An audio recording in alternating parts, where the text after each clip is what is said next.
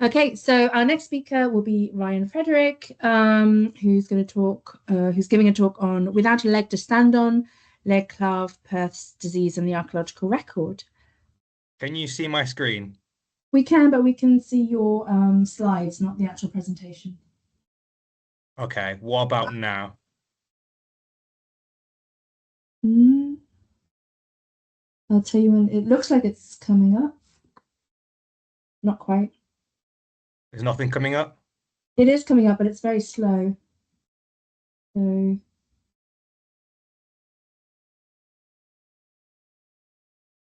yeah, we can see the top heading, the Oh, top title. heading. Okay, that's good. So the PowerPoint's starting. Okay, that's good. Okay. All right, Sorry, yeah, I'll let you that's go. just the initial bit. Sorry.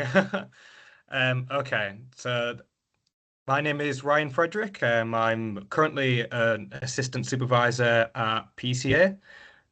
This presentation is the result of my master's dissertation that I did in 2020 with Dr. Paula Ponce as my supervisor.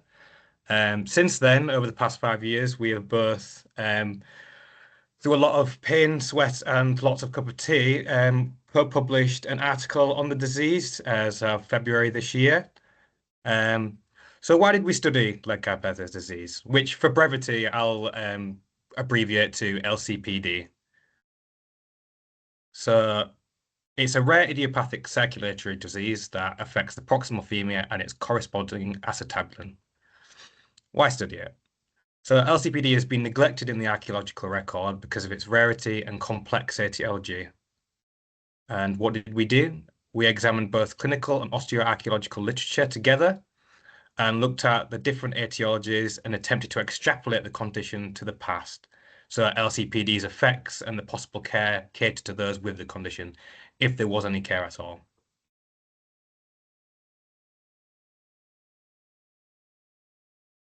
So LCPD is a pediatric condition. It affects children up until the age of 14, most commonly between 4 and 8 years of age, and averaging at 6 years old.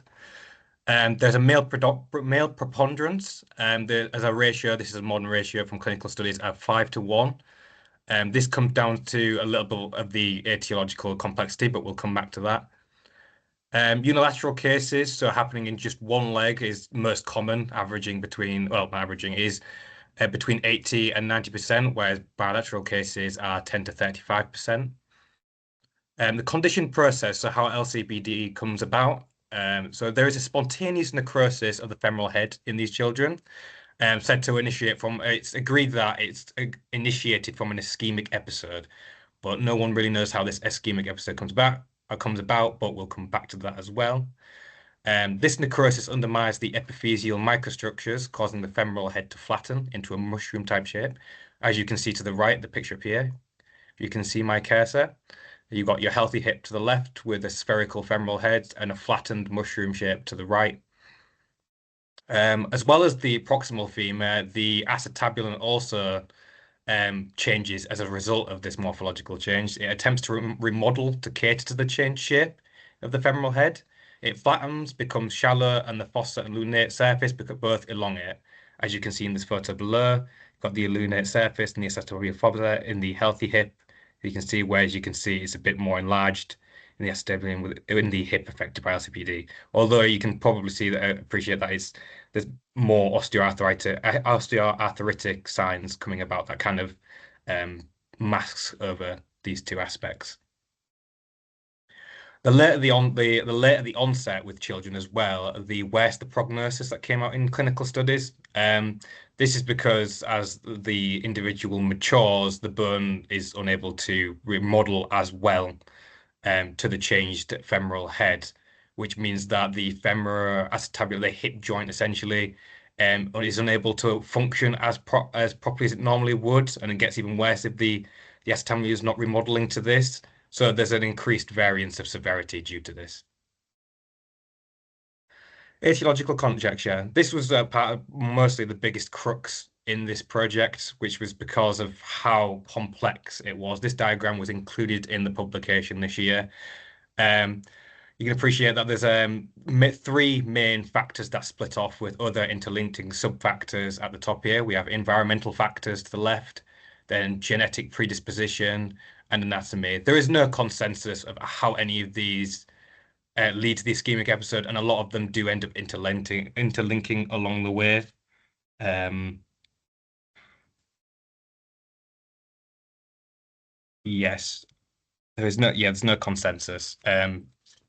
Which is basically it left a lot more in a more fortunate way, I should say, that it led to me being able to speculate a little bit more with more openness as to um people with the disease, how it may have come about, and contextualizing it in the archaeological context.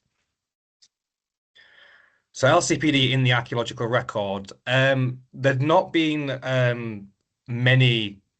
Well, there's been very individual case studies on LCPD in the archaeological record rather than any collective as of recently. And then there's been a few more that have come up that have tried to collate the amount of LCPD cases in the archaeological record globally until now.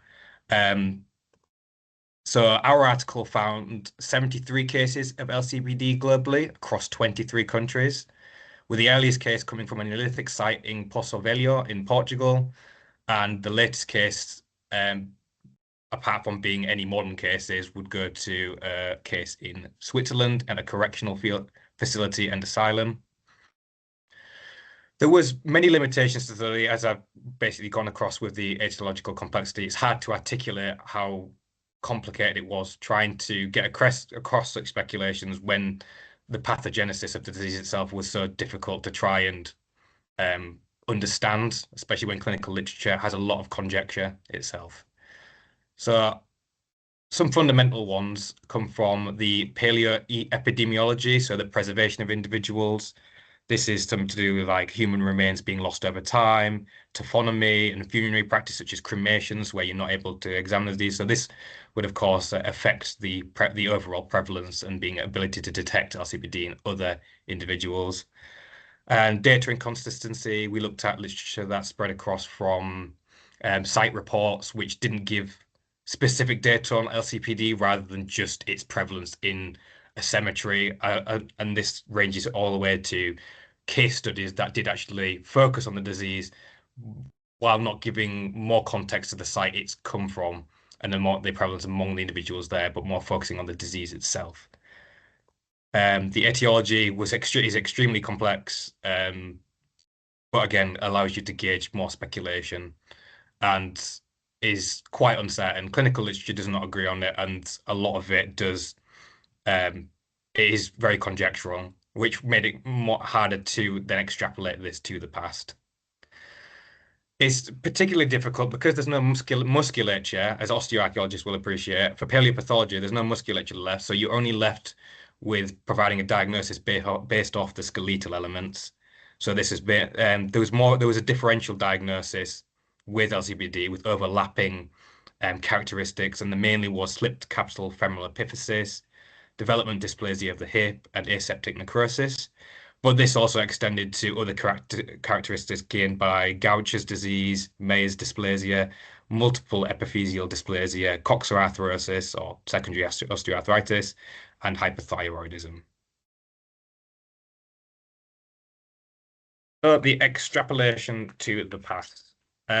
So we tried to look at how people in the past may have been affected LCPD compared to now, because obviously LCPD, while we don't know the cause in modern day, it's obviously treated, and in the past this wouldn't have been the case because the disease itself spontaneously generates, but also spontaneously heals as well, which adds that extra layer of complication. But it is now managed in a way that provides a health hip at the end today. But the effects of the LCPD in the past, there would have been femoral acetabulate incongruency. So it had affected the way the hip joint works, and that would have been very dependent on how severe the case was. Development of osteoarthritis, there's been cases where we found osteophytic lipping, growths, and eburnation would have been around. And then this would have caused pain, stiffness, and limited mobility in the hip joint, which collectively would have led to an altered gait. individuals without appropriate care or rectification of the affliction, which would have almost been certain, would have led to an altered or antalgic gait, a gait where they leant into a position when they tried to move, whether walk or limp, that was most comfortable and tried to alleviate the pain that's caused by LCPD. You can see from this illustration. And then there's care. We do not know if everyone or if anyone suffering from LCPD was cared for. Um, there's certainly, but there is osteological markers that don't actually come from the hip joint, but other markers that are indirect that has been by a few articles suggested to be possible evidence of a certain form of care. This comes from other elements such as osteoarthritis in the upper limbs and increased robusticity in the upper limbs, such as the humerus or humeri. And it's only been mentioned in a few articles so far, which I can note down if anyone wants to see that. Um, it's possible proof that there was more reliance on the upper limbs and using a crutch, possibly using a crutch to become mobile while moving around, while the hip joint may be variably incapacitated, whether depending on the capacity for movement. There's certainly, at least from the medieval period up until the post-medieval period, caricatures or images of people using such apparatus, such as the ones below. It's taken from two manuscripts.